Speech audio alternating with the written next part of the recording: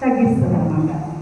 అర్థమవుతుందా? కాబట్టి చాలాసార్లు మన జీవితాల్లో ఏంటి మనం తగ్గించుకున్నప్పుడు ఖచ్చితంగా మన జీవితాల్లో దాన్ని దేవుడు దాని లెక్కల్లో తీసుకుంటాడు.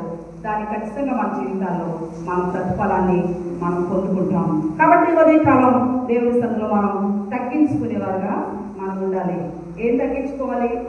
ఏం తగ్గించుకోవాలండి? క్రైస్తవులు ఏం తగ్గించుకోవాలి? అన్నీ తగ్గించుకోవాలి. ఏంటి? తల మొదలుకొని అధికారులకు అన్నీ తిండి తగ్గించుకోవాలి. ఇంకేం తగ్గించుకోవాలి? నిద్ర తగ్గించుకోవాలి. ఇంకా మాటలు తగ్గించుకోవాలి. ఇంకేం తగ్గించుకోవాలి? ఏంటి? స్టైల్ కూడా తగ్గించాలి కదా. స్టైల్ కూడా తగ్గించాలి. అసలు ఉండనే ఉండకూడదు. మనం ఎప్పుడు అఫీషియల్గా ఉండాలి, డిగ్నిటీగా ఉండాలి. స్టైల్గా మనం ఉండడానికి దేవుడు ఒప్పుకోలేదు. ఓల్డ్ స్టైల్లో వస్తాయి. ఏంటి రాబోయే